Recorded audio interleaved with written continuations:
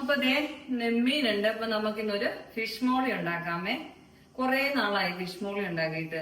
അപ്പം രാവിലെ പലഹാരത്തിന്റെ കൂടെയൊക്കെ കഴിക്കാൻ നല്ലതാണ് ഫിഷ് മോളി. പിന്നെ ചോറിന്റെ കൂടെ കഴിക്കാറുണ്ട് കേട്ടോ. ചോറിന്റെ കൂടെ കഴിക്കും. മെനുവിന് ഭയങ്കര ഇഷ്ടമാണ് ഫിഷ് മോളി. ഞാൻ പക്ഷെ കുറെ കാലമായി ഫിഷ് മോളി ഉണ്ടാക്കിയിട്ട്. എന്നും മീൻചാറ് മീൻചാറ് മീൻചാറ്. അപ്പൊ ഇന്ന് എന്തായാലും ഒരു വെറൈറ്റി ആയിക്കോട്ടെ, ഫിഷ് മോളി ഉണ്ടാക്കാം. അപ്പൊ ഇതൊന്ന് പെരട്ടി വെക്കാമേ. വറുത്തിട്ട് വേണം ഗ്രേവി ഉണ്ടാക്കി നമുക്ക് അതിലേക്ക് ഇടാനായിട്ട്. അപ്പൊ ഇതൊന്ന് മാരിനേറ്റ് ചെയ്ത് വെക്കാം. ഇതാ ഇതിലേക്ക് മുളക് പൊടി, മഞ്ഞൾപ്പൊടി, ഉപ്പ്, ഗരം മസാല, കാശ്മീരി മുളക് പൊടി, കുറച്ച് കുരുമുളക് പൊടി ഇത്ര ഇട്ട് കൊടുക്കുന്നുണ്ടേ. എന്നിട്ട് നമുക്കിതൊന്ന് മിക്സ് ചെയ്തെടുക്കാം.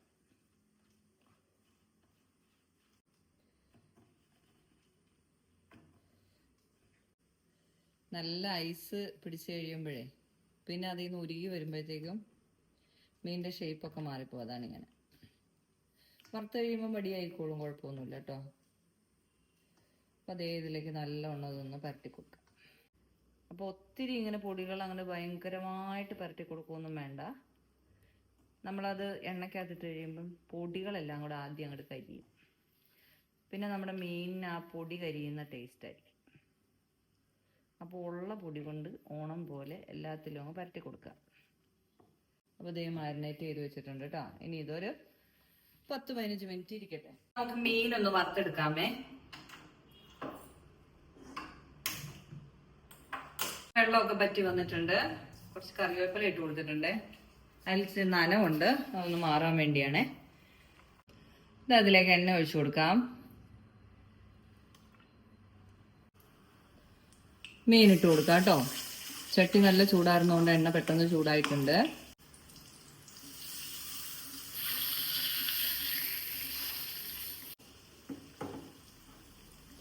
മുളക് പൊടി ഇടാതെ ഉണ്ടാക്കുന്നവരുണ്ട് കേട്ടോ. ഞാനിപ്പോൾ എന്തായാലും ഫ്രൈ ചെയ്യുമ്പം മുളക് പൊടിയും കൂടി ഇട്ടിട്ടാണ് ഫ്രൈ ചെയ്യുന്നത്. കുറച്ച് കുരുമുളക് പൊടി, മഞ്ഞൾപ്പൊടി, ഉപ്പും മാത്രം ഇട്ടിട്ടാണ് മിക്കവരും ഫ്രൈ ചെയ്തെടുക്കുന്നത്. കുറച്ച് മുളക് പൊടിയൊക്കെ വേണം. നല്ല ക്രിസ്പി ആയിട്ട് ഫ്രൈ ആയും കിട്ടണം കേട്ടോ. പകുതി ഫ്രൈ ആക്കി എടുക്കുമല്ല, കുറച്ചുകൂടി ഒന്ന് നല്ലോണം ഫ്രൈ ആക്കി എടുക്കും. അത് അവനവൻ്റെ ഇഷ്ടത്തിന് ചെയ്യാം കേട്ടോ. പകുതി വേവിന് ഫ്രൈ ചെയ്തെടുക്കുന്നവരുണ്ട്, അങ്ങനെ ചെയ്യാം.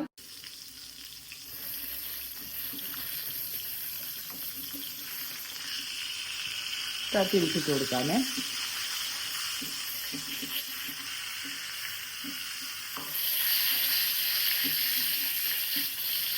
മുളക് പൊടി ഇട്ട് കഴിഞ്ഞാൽ ഒന്ന് കറുത്ത് വരുമെന്ന് മാത്രമേ ഉള്ളൂ കേട്ടോ. വേറെ കുഴപ്പമൊന്നുമില്ല. രുചിക്ക് വലിയ വ്യത്യാസമൊന്നുമില്ല. മീൻ വറുത്തതിൻ്റെ രുചി ഇത് നല്ല മുളക് പൊടിയൊക്കെ ഇട്ട് വറുക്കുമ്പോൾ നല്ലൊരു ടേസ്റ്റ് അല്ലേ. ഇതായിട്ടുണ്ട് കേട്ടോ. അത് മാറ്റാമേ.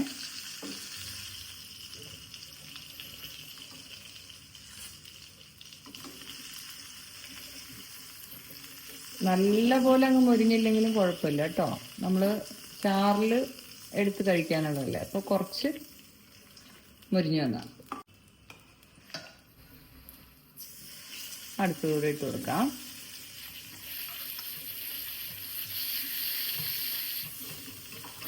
നമ്മുടെ മീനൊക്കെ റെഡി ആയിട്ടുണ്ട് കേട്ടോ. പൊടിഞ്ഞു പോയി സാരമില്ല, നമുക്ക് തന്നെ കഴിക്കാനുള്ളതായതുകൊണ്ട് കുഴപ്പമില്ല. നമ്മളിതിന് എരിവിന് പച്ചമുളകും കുരുമുളകും ചേർക്കുന്നുണ്ട് കേട്ടോ. ഇതാ നമ്മൾ പാനെടുപ്പത്ത് വെച്ച് തീ കത്തിച്ച് കൊടുത്തിട്ടുണ്ട്. എല്ലാ പണിയും കൂടെ ഒരുമിച്ചാണ് നടക്കുന്നത്. ഇതൊന്ന് ചൂടായി വരുമ്പോൾ നമുക്ക് ഇതിലേക്ക് എണ്ണ ഒഴിച്ചു കൊടുക്കാം.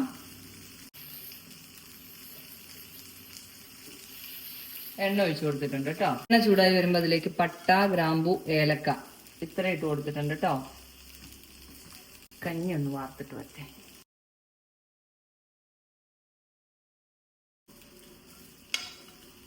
ഇതേ സവാള, ഇഞ്ചി, വെളുത്തുള്ളി, പച്ചമുളക് ഇത്ര ഒരുമിച്ചിട്ട് കൊടുക്കുവാണേ.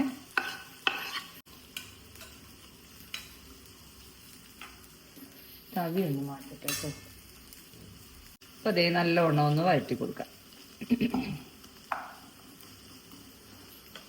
അതിലേക്ക് ഗ്രേവിക്ക് ആവശ്യമായിട്ടുള്ള ഉപ്പിട്ട് കൊടുക്കാം.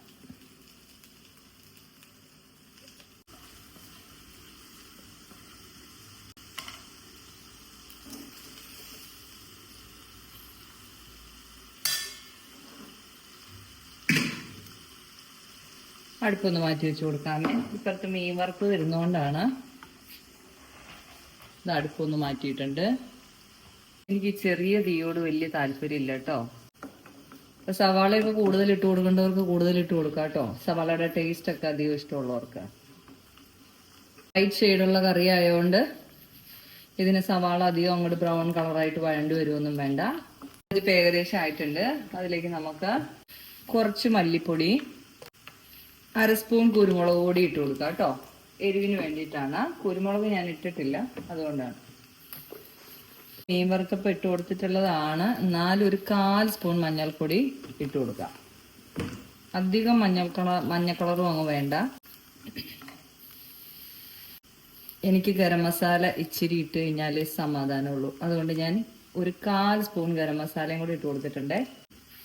ഗരം മസാല ഇടണ്ടാത്തവർക്ക് ഇടണ്ട, കാരണം പട്ടയും ഗ്രാമ്പും ഏലക്കായും ഒക്കെ ഇട്ടിട്ടുണ്ട്. എന്നാലും എനിക്കൊരു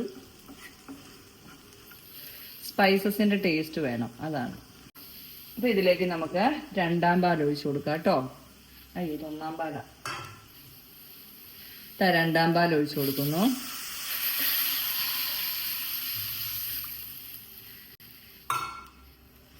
ഇതൊന്ന് തിളച്ചു വരട്ടെ.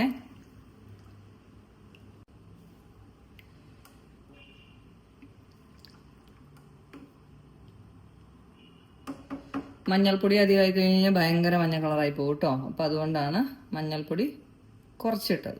ഒരു 1/4 സ്പൂൺ ഇട്ടില്ലെങ്കിലും കുഴപ്പമില്ല, നമ്മൾ വറുത്തപ്പം മഞ്ഞൾപ്പൊടി ഇട്ടിട്ടുള്ളതാണ്. അതായി വരുമ്പോഴത്തേക്കും എന്താ, നമുക്കൊരു തക്കാളി അരിഞ്ഞെടുക്കാം കേട്ടോ. വട്ടം വട്ടം അരിഞ്ഞെടുക്കണം.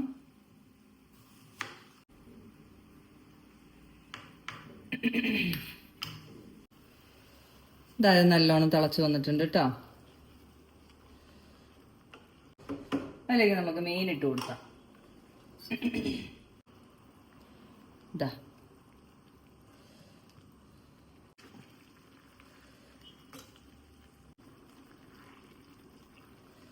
മൂന്നെണ്ണം ഇട്ട് കൊടുത്താൽ മതി അല്ലേ.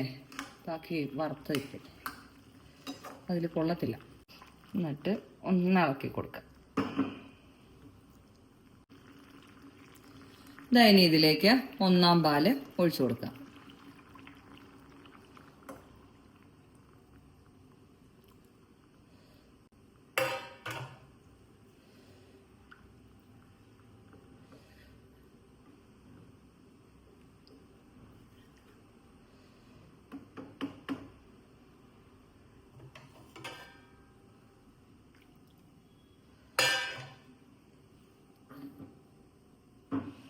ഒന്നാം പാൽ ഒഴിച്ചു കൊടുത്തു കഴിഞ്ഞാൽ അതിലേക്ക് നമുക്കിത് തക്കാളി ഇട്ട് കൊടുക്കാം.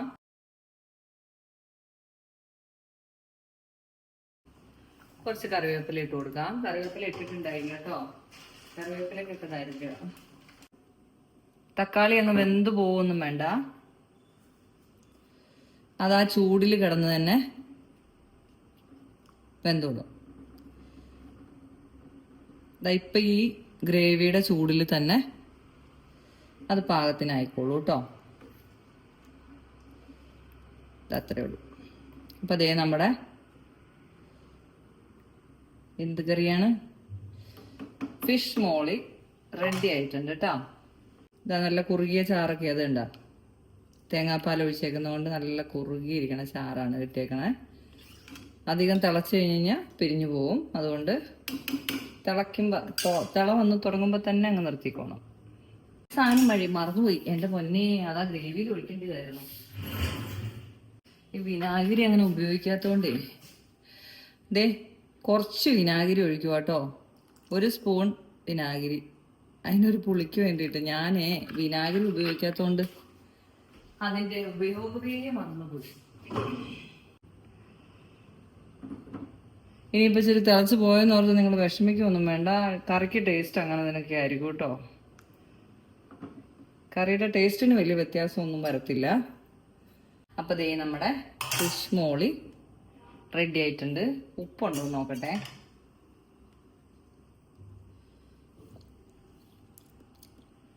ഉപ്പൊക്കെ ഉണ്ട്. അടിപൊളിയാണല്ലോ.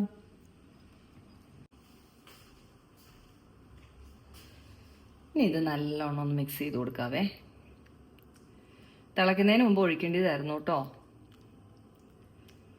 സാരമില്ല, നമുക്കിങ്ങനെ അബദ്ധങ്ങളൊക്കെ പറ്റുമല്ലോ. അപ്പൊ ഇന്നത്തെ ഉച്ചക്കത്തെ പാചകങ്ങളൊക്കെ കഴിഞ്ഞിട്ടുണ്ട്. അപ്പൊ അതേ ഇനി കുറെ പാത്രങ്ങളൊക്കെ കഴുകാനിരിപ്പുണ്ട്, വാഷ് ബേസിനിലുണ്ട്. ഒക്കെ ഒന്ന് കഴുകി വെച്ചിട്ട് ചോറുണ്ണാം. നല്ല കുത്തരി ചോറും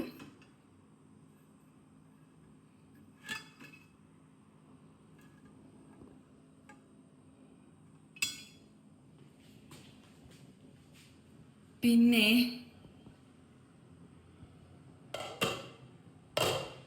നല്ല ഫിഷ് മോളി,